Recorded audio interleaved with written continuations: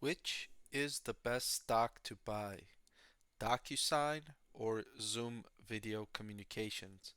I'm going to answer that question in this video, comparing the two across four important financial metrics to make the decision.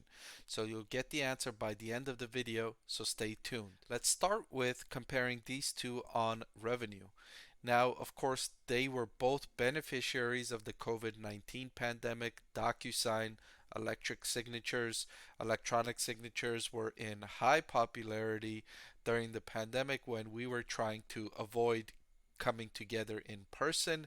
This made a lot of sense to sign documents electronically.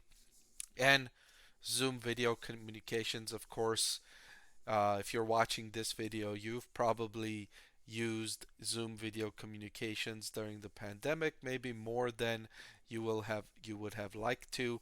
Look at the boom in revenue. Here we have Zoom's revenue up until 2020, and then look at that absolute explosion going from, let's say, 200 million in revenue, exploding almost 5x all the way up to a billion. But the impressive thing for Zoom is that, and DocuSign for that matter, is that they didn't, at the end of the pandemic, when economies reopened and we went back to in person learning and going back to work more often, their revenue didn't come all the way back down, right? Neither did DocuSign.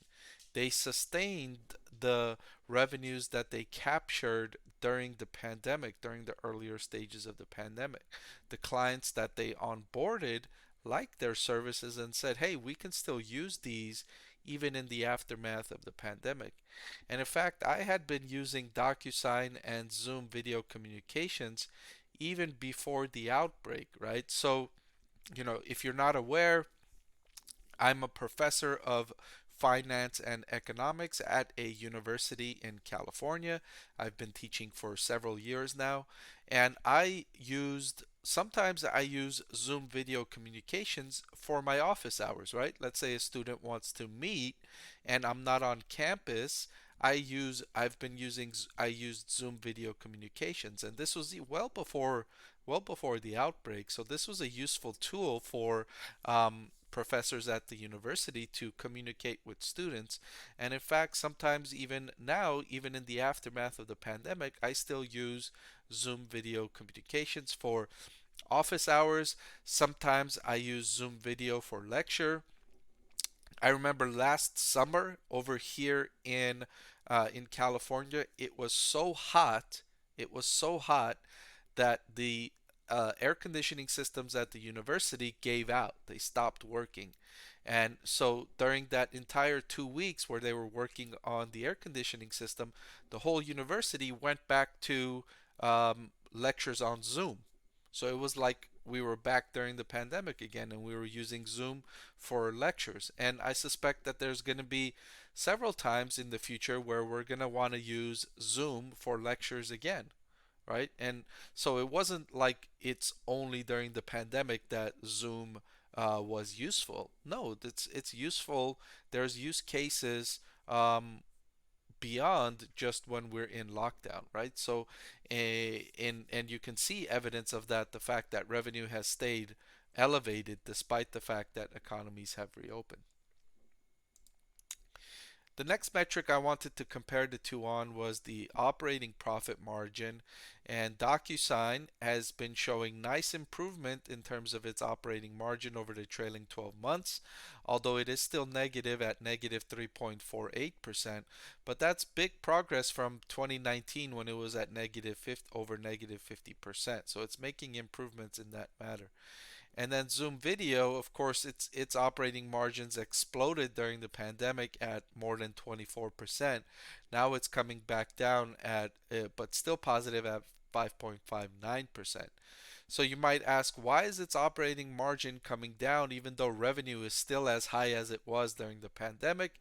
And the main reason is that Zoom is having to work harder to close these sales, much harder than it did during the pandemic, right? During the pandemic, Zoom didn't need to do any sales, didn't need to do any convincing, didn't need to do any marketing customers were flocking to Zoom. So it could have reduced all its sales and marketing expense, reduced a lot of its other expenses, and still captured revenue. Now it's having to work harder to generate those sales.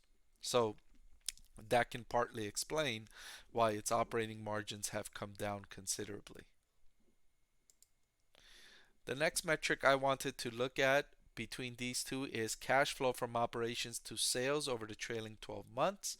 DocuSign again showing nice progress in this metric at 18.77% and rising from 2019 levels of just 10%. Zoom Video Communications, although the total level of 29.37% is higher than DocuSign, the downward trend has been worse than DocuSign's. DocuSign has went from 25 to 19. Zoom has went from over 50% down to 29, so a bigger decrease in terms of cash flow from operations to sales. So finally, I wanted to compare these two stocks on valuation. So I chose to use the forward price to earnings ratio and the price to free cash flow ratio.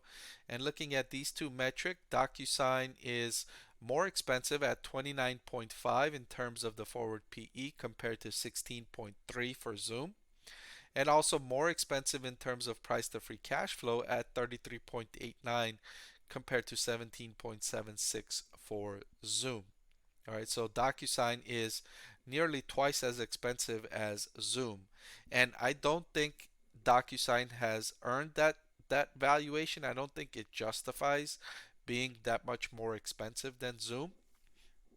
So for that reason, the best stock to buy between these two is Zoom. I want to thank the Motley Fool for sponsoring this video. Visit fool.com/parkev for the 10 best stocks to buy now. Zoom Video Communications, in my opinion. For me, that's the stock I would choose. All right, so that's all I've got for this video. Zoom is my choice here. If you've enjoyed this video, I'm going to link to a couple of other of my videos that I think you will enjoy. But as always, thank you so much for watching. Click on one of those videos and I will see you over there.